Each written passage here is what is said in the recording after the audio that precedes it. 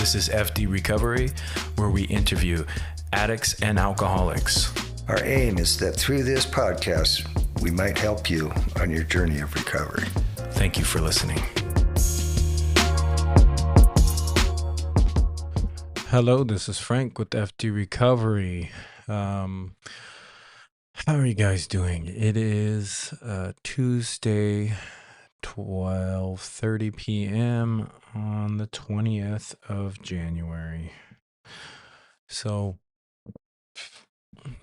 this is the weekly intention. Basically, we go week to week doing topics or spiritual principles, and we come back, recap, and talk about it and move on to the next one. This week is going to be growth, spiritual growth, right? But before we dive into that, we're going to recap of last week's spiritual principle, or I think it was more of a topic, but sponsorship. I guess sponsorship. Maybe I should look that up. But sponsorship and how it worked in my life. Well, last week, I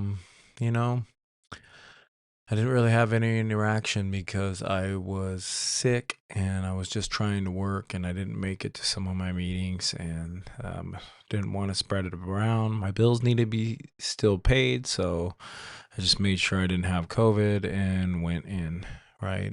Just was washing my hands and careful, right? So, so I didn't really have too much to practice on the sponsorship. I did answer one of my sponsees' phone calls, the one that calls me, and so I guess in a sense of sponsorship that way. But I kind of bailed out on my meetings this week because I just wasn't feeling too hot, trying to gain as much rest as possible when I'm feeling under the weather. But I'm on the mend now, and if anybody out there and you're dealing with any kind of sickness right now, hopefully you feel better, because mine just went away and it sucked. But yeah, sponsorship is so important. If you're out there and you don't have a sponsor, or you're just kind of shooting from the hip, or we talked about the do's and don'ts of sponsorship, and it's, a sponsor is not your therapist or your emotional support person, nothing like that. They're somebody that takes you to the 12 steps. I mean, obviously you gain a relationship with your sponsor, and you can, become best friend to a sponsor, but that's not the idea here. It's somebody that'll hold you accountable no matter what the scenario is, right? And it kind of creates a conflict of interest about calling somebody out when you become best friends with them, because sometimes when we become best friends, it can get pretty sticky. People's feelings can get hurt a little bit more, rather than having that professionalism towards it, right? Although, right, when it comes to when you get a good sponsor and you guys are friends, you understand that accountability is friendship, right? A true friend holds each other accountable. So when you have those basic understandings, it becomes a little bit more possible, right? Because it said that a friend is not, or your sponsor is not your best friend, but I don't totally agree with that. I remember reading it from a definition from Google, and I don't 100% agreed with that, but different strokes, different folks. But all right, moving on to growth, right? Spiritual growth is, well, asking Google, by the way, what it looks like to it, right? Spiritual growth is a lifelong process of developing your inner self. What is inner self, right? The inner self, deepening your connection to the divine and universal consciousness, and transforming to live with more love, compassion, purpose, and wisdom, often marked by an increased self-awareness, reduced ego-driven behavior, and alignment with virtues like kindness and peace, whether through religious faith or broader spiritual principles or practices like mindfulness and community.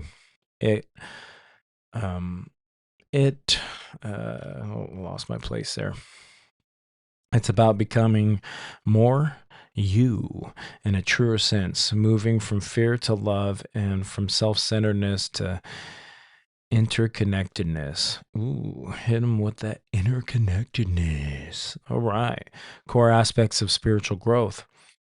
Inner transformation, shifting from a worldly concern, ego, fear, negative habits to spiritual qualities like love, joy, peace, and patience. Connection, deepening relationships with the higher power, God, universe, things like that, creator, or whatever you got to call it, right?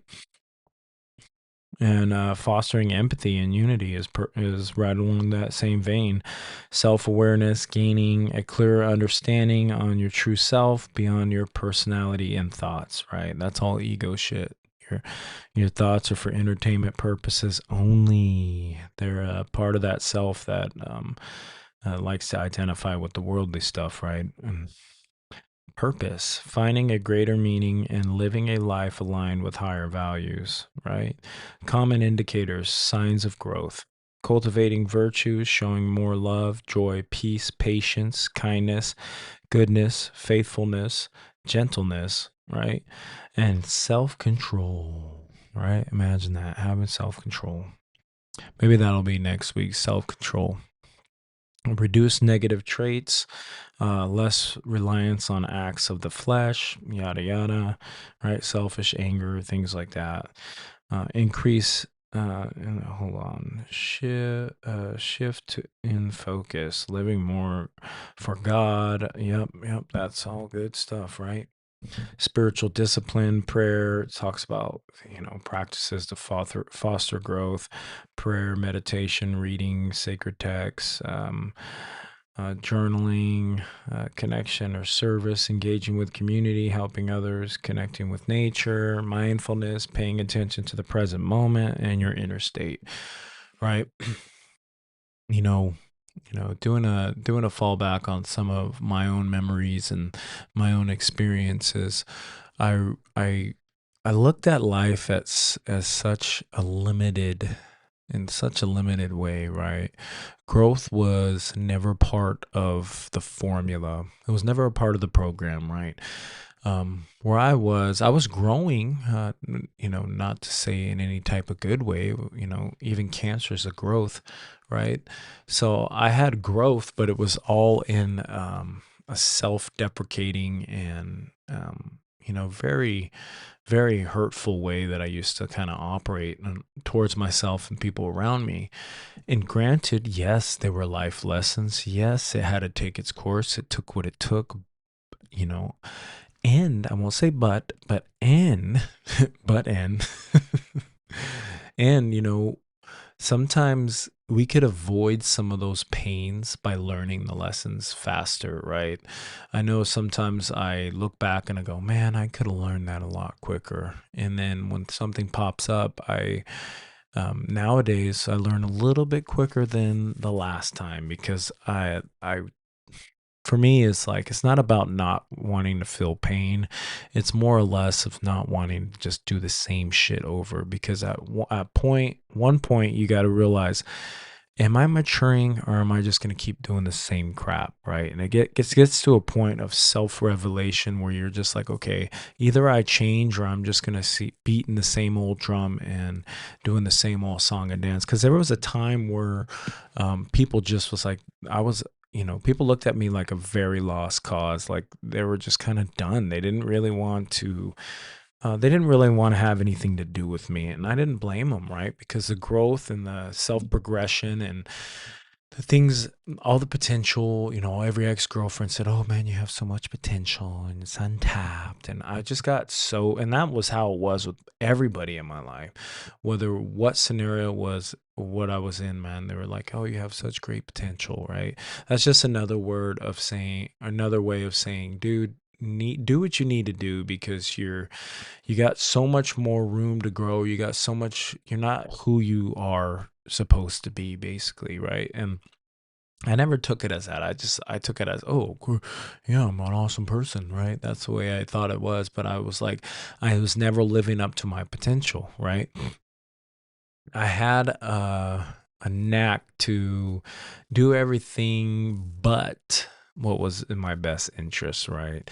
Don't get me wrong, the drugs and living that way served its purpose, and if it wasn't for that, it was like I've shared this before, but it was at first the drugs and alcohol and the behaviors and the lifestyle was my life jacket. It kept me afloat in the seas of all my trauma, all the hurt, right? But eventually, over time, that life jacket turned into cement and I started sinking. So, what used to keep me afloat and alive through all the hopeless nights and all the trauma, it was now becoming what was going to make me completely go under, right? So, there had to be a time where I realized, okay, it's not working anymore. The pain that what I thought was using to cover up the pain or evade the trauma is not working anymore. And there was a time where I had to come to my senses and go, okay, either I stay on this path that I am on and I continue this hurt and pain, and I will never fully be who I know I'm destined to be, or I choose this other path, right? And that other path is scary, right? We get down. For me, it was beyond scary, right? I tried it so many times before. I went to 5 different rehabs, but this last time there was a unique spirit of desperation in the air, and there was a whole lot of God calling, right? It was speaking through people, situations, um, events, and it was all happening in almost a perfect storm to where, it wasn't necessarily an aha moment, but eventually it became the moment, right? Where I just had to step by step, everything that happened, I realized looking back now, there was plenty of aha moments. I just was blocking myself from them. I was just kind of running in the dark and scared. But eventually, once God came into my life and I started realizing some of this spiritual stuff and this spiritual growth, I could look back on it now and see God in the whole manuscript. And before I couldn't necessarily do that, right? I was short-sighted. Um, I'm not here to say that anybody's pain and anybody's path, they need to just stop it right now. There was plenty that I went through that I continued to go through and I continue to put others through that were very necessary for my journey. I wouldn't prescribe it for sure, but it was very necessary or it wouldn't happen. Nothing happens in God's world by mistake until I accepted that, right? That acceptance prayer, that nothing happens, absolutely nothing happens in God's world by mistake. And I had to come to that conclusion with some of this stuff in my life that I realized, oh, okay, everything that I thought was bad, that I thought was horrible, that I hated myself for, that I carried so much shame for, that it had to happen, right? Because there's a certain spiritual chemical makeup to what came to my I guess chemical is not the best word. We are there's a certain type of ingredients that came to my spirituality that it took everything it took, right? And for me to minus something and not acknowledge that and at least honor it, no matter if it hurt anybody or not, that's not the point. I'm not saying honor it and thank it, as far as like it was a good thing, I'm glad I hurt somebody. No, what I mean is it was a part of my story and I have to honor it. And how ugly it is, you have to even accept it if it's ugly. If you cannot look at your pain and you cannot accept who you are, you can't accept the darkness with that came out of all of this, and then you're going to have a very tough time. That's one thing that I learned with the steps and this whole spiritual walk that we're on is looking at the ugly stuff, man, because God loves ugly, right? And that's an atmosphere quote too. So God made ugly too, right? So it's important to understand that it's all part of the process, all part of the learning, right? We see like what I used to, the concepts of like, if I didn't like it, I needed to shut it out or I needed to demonize it, right? That's not quite how it works. When it comes to when it comes to spirituality, how anybody else is behaving, that's not my problem. What I'm here to do is to right my wrongs, not your wrongs, my wrongs. And even if you see me as wrong, or you see the things I do as wrong, that still doesn't make it my reality. My point, my job here is to make sure my side of the street's clean and do no harm to others, right? And until I've had plenty of situations where somebody tries to throw a guilt trip on me, and that's not mine unless I pick it up. So the important thing to do is check my motives, check what I'm going through on my side, see what I did wrong, check my inventory, and do those inventory boxes. Right? Get with the sponsor, and then they'll let you know what's going down. Right? We can do this. It takes a village, right?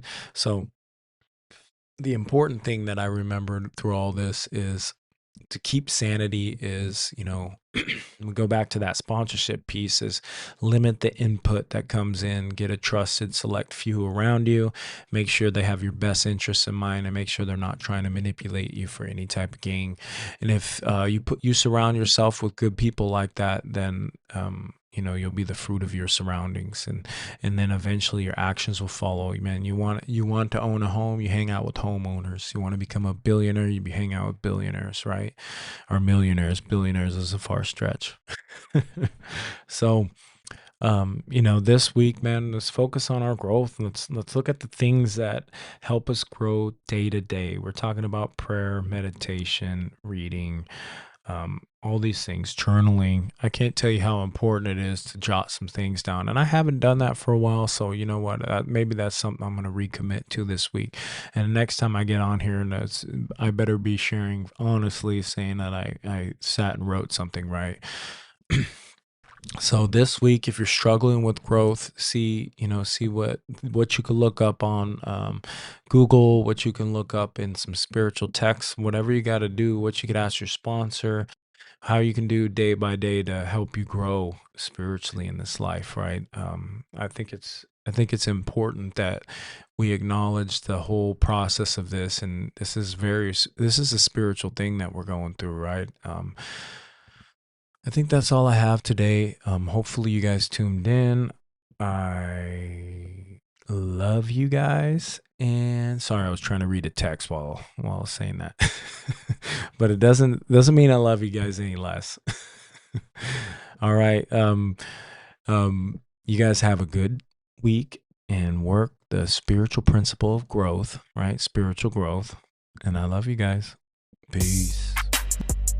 Thank you for tuning in to F.D. Recovery. A reminder, be kind to yourself on this journey of recovery. Also, call your sponsor, get connected to local support groups, and for one day at a time, stay clean and sober.